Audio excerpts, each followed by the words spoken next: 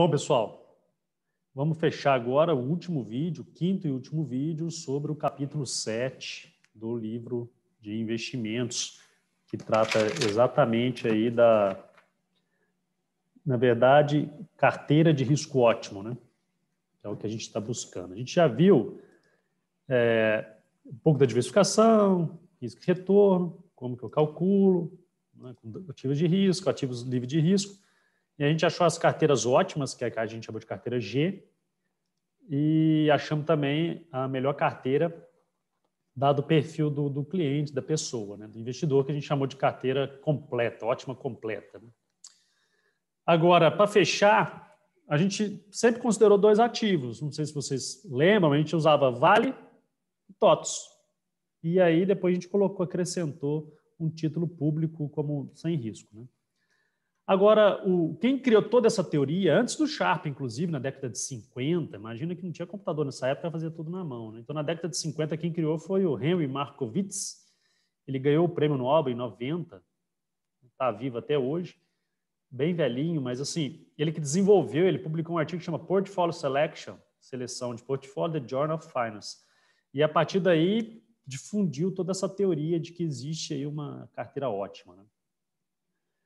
Então, esse modelo de Markowitz, ele não considerava somente dois ativos. Ele considerava Vale e TOTS no exemplo hipotético, mas ele considerava muito mais. Eu posso investir em todos da bolsa e tentar achar o melhor de todos. Né? Ou seja, se eu invisto num ativo só, tá lá, é um ponto. Porque eu tenho um determinado risco para um determinado retorno. A gente viu isso. Se eu invisto em outro ativo, tem outro ponto. Um determinado risco para um determinado retorno. E se eu quiser entre esses dois, vira aquela curva que a gente viu, né? Ela faz uma curva, né? Maravilha. Eu posso investir em terceiro ativo. Então, eu posso o quê? Suponhamos que esse daqui seja A, esse seja B, esse seja C. Então, eu posso montar uma carteira AC, posso montar uma carteira BC, como posso montar uma carteira, um ponto aqui da AB, e me mesclo com a C. Ou seja, ou então outro ponto aqui da AB e mesclo com a C. Você sempre vai dar essa curva, né? Que são essas relações de risco. Posso ter outros ativos. Ou seja, repara que, deixa eu apagar, que à medida que eu vou colocando mais ativo, mais combinação, ele vai preenchendo lá, ele vai enchendo de bolinha. E aí a gente viu o quê? Ó, vou voltar aqui. Ó. Se eu tenho A, B, C. Aí eu faço uma carteira AB, dá aquela curva. Faço uma carteira AC, me dá essa curva. Pego um ponto na carteira AB, sei lá, 50-50, e mesclo com C, me dá aqui. Ou pego um ponto na AC e mesclo com o outro, está aqui. Ou seja, eu vou migrando aí as possibilidades, né? As possibilidades de investimento dentro dessas carteiras. Aí eu vou colorindo um espaço. Aí vai me dando esses outros pontos, que são as outras possíveis carteiras hipotéticas com vários ativos. Moral da história, se eu for observar, essa figura ela passa a ter um comportamento, ela vai colorindo, e ela não colore de qualquer jeito, ela vai dando vai tendo um comportamento. Aí esse comportamento, o Markowitz ele percebeu o seguinte, poxa, então o que seria o ideal? Seria o ideal que para um determinado retorno, olha só, para um determinado retorno, aqui é retorno, né? Aqui eu tenho um retorno esperado. Eu tenho várias combinações. Eu tenho uma aqui, outra aqui, outra aqui, nesses 3 pontinhos, mas eu tenho várias outras combinações. Só que essa eu tenho um risco. Essa eu tenho um risco menor. Essa eu tenho um risco menor ainda, ou seja, eu estou, olha lá, uma setinha, estou reduzindo o risco. Então, o que é ideal? Para um determinado retorno, temos uma carteira que minimiza o risco. Então, para um determinado retorno, eu tenho aquela que é essa, em que eu acho o menor risco possível. Menos que ele não dá, não tem nenhum ponto aqui, nessas extremidades. O último está aqui. Então, para um determinado retorno, eu tenho uma carteira lá que tem o menor risco possível, que é essa.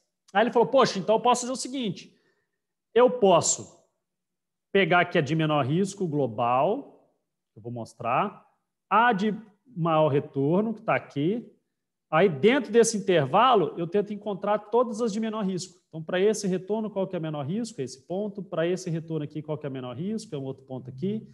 Para esse retorno, qual que é o menor risco? É um ponto aqui. Para esse retorno, qual que é o menor risco? É esse ponto aqui. Ou seja, eu estou empurrando sempre para cá no quesito risco. Para esse retorno, eu tenho aqui. Para esse retorno, eu tenho aqui. Ou seja, me dá uma fronteira. A gente chama de fronteira eficiente. São pontos de N ativos, Petro, Vale, Cosan, Minas, Braskem, Embraer, Itaú, Bradesco, Banco do Brasil. Coloco aqui um monte de empresa e aí eu sempre vou achando que tem menor risco. Eu faço por matemática isso daí. E aí, obviamente, se eu pegar um monte de ações, eu vou ter a menor risco global, que seria uma combinação de investimentos que me dá o menor risco. E eu tenho essa função fronteira, que seria as minhas carteiras de risco. Então, se o cliente fala, poxa, Gaio, eu quero investir na Vale, eu quero investir na Petro, eu quero investir na Embraer, quero investir, sei lá, na Localiza, quero investir na Magazine Luiza. Então, ou seja, você coloca várias posições. Qual que seria que me dá menor risco? Então, com essa combinação, eu consigo encontrar menor risco. E qual que é aquela que me está na fronteira? Então, com essa combinação, eu consigo calcular cada pontinho desse aqui, ó, dessa linha azul. Como que eu faço isso? Aí a matemática fica complexa, né? O retorno é fácil. É a média ponderada. Você lembra? Então, eu vou pegar o retorno de um vezes a ponderação do outro. Mais o retorno da Vale vezes a ponderação da Vale. Mais retorno da Petro vezes a ponderação da Petro, mais retorno da Localiza, não sei o quê. Lembrando que se eu somar todos os Ws, tem que dar 100% do meu dinheiro, que é 1. Né? Eu vou investir todo o meu capital ali. Agora, o risco não. O risco dá aquela função zona grande, porque aí eu dependo da qual variância entre as duplinhas. Então, são duplinhas, né? Então, eu tenho a duplinha Petro-Vale, então J é Petro e Vale, então vem a covariância Petro-Vale. Depois o próximo J pode ser Petro e Cosan, e vira Cosan, então eu tenho a duplinha Petro-Cosan. Tem Magazine Vale, ou seja, eu sempre vou somando essas duplinhas, dois somatórios, porque eu tenho o somatório dos J's, depois o somatório dos I's, então me dá esses dois conjuntos aí, que dá aquela matriz grande. É uma matemática chata, mas depois que no Excel dá para a gente entender melhor. Vocês vão ver que no Excel facilita bem. Ou seja, vai me dar aquela... Se eu acho... obviamente que isso daqui vai me dar meu retorno, né? Meu retorno esperado. E isso daqui, ó, vai me dar o meu risco, né? Meu risco esperado, tá? De um portfólio, de uma combinação. Vai me dar um ponto. Vai me dar um ponto. Eu quero que minimize esse cara aqui, ó. Eu quero que minimiza esse para um dado retorno. Então, eu chuto um retorno, acho aquela mínima. Aí vai me dar o ponto que está aqui nessa extremidade azul, que a gente chama de fronteira eficiente. Vou mostrar também no Python, no Excel. E uma vez tendo essa curva, acabou. A teoria volta àquela de alocação de ativos, igualzinho. Eu já achei todos como que é a carteira da curva? Já. Agora eu jogo um livro de risco, traço a reta de alocação de capital, Capital Allocation Line, traço ela, acho a carteira G, só que aqui eu vou chamar de Z, para diferenciar. O que é ela? Aqui tem o máximo Sharpe, e volta àquela teoria, máximo Sharpe, max Sharpe. Né? Só que agora eu não tenho mais Vale e TOTS, eu tenho Vale, Cosan, Petrobras, Braskem, né?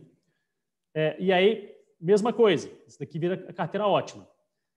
Faço também o questionário com a pessoa, parará, descubro o perfil de risco, acho um ponto pelo qual, dentro dessa reta aqui, ó, dentro dessa reta, até aqui que vai, né? Dentro dessa reta, o que eu consigo estabelecer de retorno para a pessoa, dado o perfil de risco. Bem, pessoal, então é isso. Espero que vocês tenham entendido um pouco do capítulo 7. É bem matemático, complicado, mas com um pouco de treino dá para a gente entender com mais facilidade. Até a próxima. Abraço.